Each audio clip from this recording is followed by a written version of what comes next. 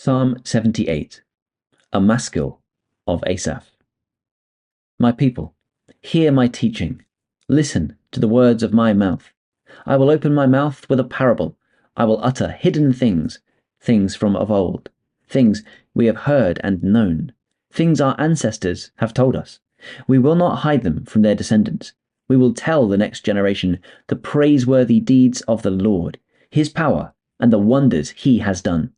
He decreed statutes for Jacob and established the law in Israel, which he commanded our ancestors to teach their children, so that the next generation would know them, even the children yet to be born, and they in turn would tell their children.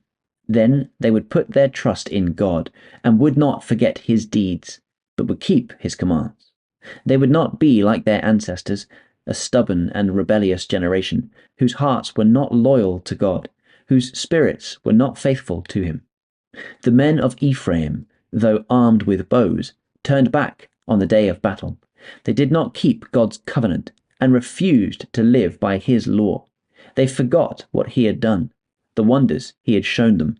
He did miracles in the sight of their ancestors, in the land of Egypt, in the region of Zoan. He divided the sea and led them through.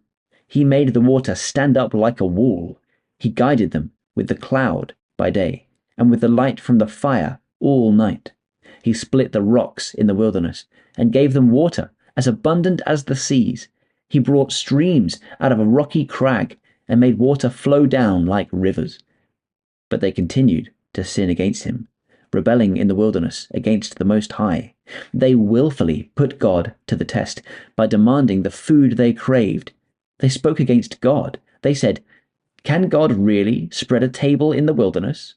True, he struck the rock and water gushed out, streams flowed abundantly, but can he also give us bread? Can he supply meat for his people?" When the Lord heard them, he was furious.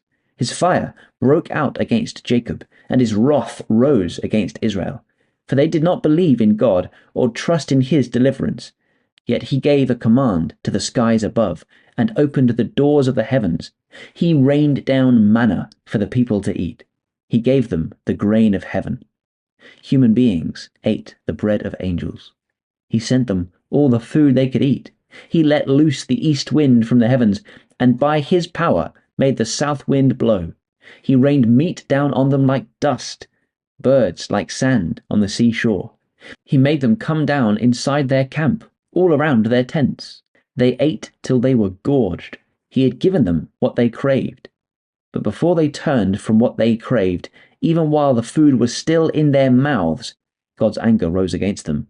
He put to death the sturdiest among them, cutting down the young men of Israel. In spite of this, they kept on sinning. In spite of his wonders, they did not believe. So he ended their days in futility, and their years in terror. Whenever God slew them, they would seek him. They eagerly turned back to him. They remembered that God was their rock, that God Most High was their Redeemer.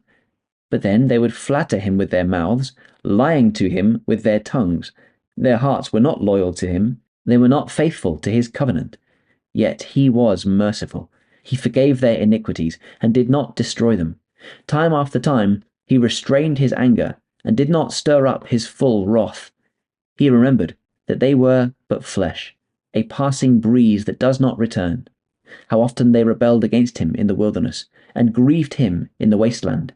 Again and again they put God to the test. They vexed the Holy One of Israel. They did not remember his power. The day he redeemed them from the oppressor, the day he displayed his signs in Egypt, his wonders in the region of Zoan, he turned their river into blood. They could not drink from its streams. He sent swarms of flies that devoured them, and frogs that devastated them. He gave their crops to the grasshopper, their produce to the locust. He destroyed their vines with hail, and their sycamore figs with sleet. He gave over their cattle to the hail, their livestock to bolts of lightning. He unleashed against them his hot anger, his wrath, indignation, and hostility, a band of destroying angels. He prepared a path for his anger. He did not spare them from death, but gave them over to the plague. He struck down all the firstborn of Egypt, the firstfruits of manhood in the tents of Ham. But he brought his people out like a flock. He led them like sheep through the wilderness. He guided them safely, so they were unafraid. But the sea engulfed their enemies. And so he brought them to the border of his holy land, to the hill country his right hand had taken. He drove out nations before them, and allotted their lands to them as an inheritance. He settled the tribes of Israel in their homes. But they put God to the test, and rebelled against the Most High. They did not keep his statutes. Like their ancestors, they were disloyal and faithless, as unreliable as a faulty bow. They angered him with their high places. They aroused his jealousy with their idols. When God heard them, he was furious. He rejected Israel completely. He abandoned the tabernacle of Shiloh, the tent he had set up among humans. He sent the ark of his might into captivity, his splendor into the hands of the enemy. He gave his people over to the sword. He was furious with his inheritance. Fire consumed their young men, and their young women had no wedding songs. Their priests were put to the sword, and their widows could not weep. Then the Lord awoke as from sleep, as a warrior wakes from the stupor of wine. He beat back his enemies. He put them to everlasting shame. Then he rejected the tents of Joseph. He did not choose the tribe of Ephraim, but he chose the tribe of Judah, Mount Zion, which he loved. He built his sanctuary like the heights, like the earth that he established forever. He chose David his servant, and took him from the sheepfolds. From tending the sheep he brought him to be the shepherd of his people Jacob, of Israel his inheritance. And David shepherded them with integrity of heart, with skillful hands he led them.